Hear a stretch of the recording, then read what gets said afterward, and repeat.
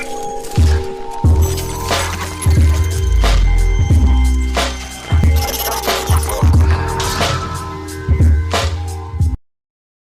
عليكم ورحمة الله وبركاته. كيف حالكم يا شباب؟ ان شاء الله تكونوا بخير. اليوم انا جايب لكم جلتش في جي تي في، ان شاء الله راح ينال اعجابكم.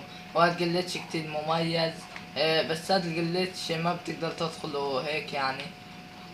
هذا الجلتش من سلسلة جلتشات أماكن سرية. اماكن سرية يعني في جي تي في، جلتشات اماكن سرية في جي تي في. طبعا انا عرفته بهاي الطريقة. هذا الجلتش ما حد عمله في اليوتيوب كله، يعني ما شفت اي حد عمل هذا الجلتش خالص. ما اتوقع ان حد يعرف. انا وزميل السوار سول ده اكتشفنا الجلتش يعني بمجهودنا. انا حاولت يعني ادخل بالعربية ودخل معي.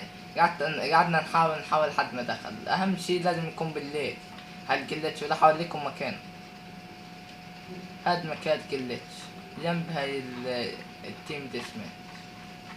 طبعا هذا الجلتش يعني كتير مميز وما حد عمله في اليوتيوب، وان شاء الله راح ينال اعجاب. طبعا تدخلوا باي عربية، اي عربية، بس اهم شي لازم يكون بالليل، مش هيك يعني انا عندي بالليل الساعة وقت 2، مش يعني من اول الساعة 12 كده ممكن يدخل معه.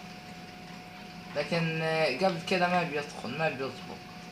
بتلاقي فيه مثل يعني طرابيزة وهيك يعني بتخلق. وفي حتة تاني قعدنا يعني نحاول فيها، ولا احاول لكم. هو ايوه هيك، ايوه هيك، عشان انا لاحظت ان هاي الحتة مفتوحة سنة، فعرفت ان اكيد في حاجة، فعملت كيف ادخل معايا. وهاد جلتش مميز في حكاية انه يقدر يطلب يعني على الناس، يعني تقدر تطلب هيك على الناس. يعني اذا ما كان فيها الصول تقدر تطلب على الناس، يعني ساعات ما بيكون في هذا الصول. شايفين؟ تطلع هيك وتدخل هيك عادي جدا. هالجلتش احسن جلتش انا شايفه في نظري، ويعني ما بتوقع في احسن منه.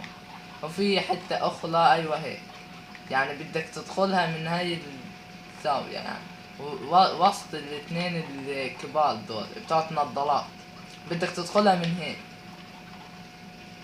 ايوه مثل هيك. شايفين؟ شايفين هذا المكان يعني كتير حلو وكتير جميل والله. اذا ما كان فيها السياج عندكم راح تقدر تطلب على الناس من برا، يعني بيبقى هالجلتش كتير مميز اذا ما كان فيها المكان. لكن اذا فيها المكان يعني ما بتقدر تطلب على الناس من برا، بيبقى مان ومميز، بيبقى عادي. لكن هالجلتش ساعات ما بيكون فيها الحاجة يعني، وبيبقى مميز كتير. رح نطلع من هنا، رح نطلع من هون يعني انا فاكر ان كانت مستيك هاي الحاجة. ايوه هيك.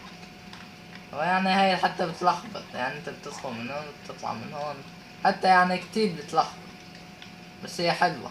هالجلتش احنا اللي اكتشفناه انا وزميلي سول، هو اسمه الحقيقي باسم الهواري.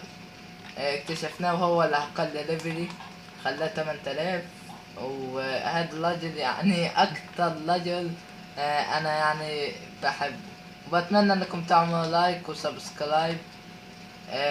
والسلام عليكم ورحمة الله وبركاته.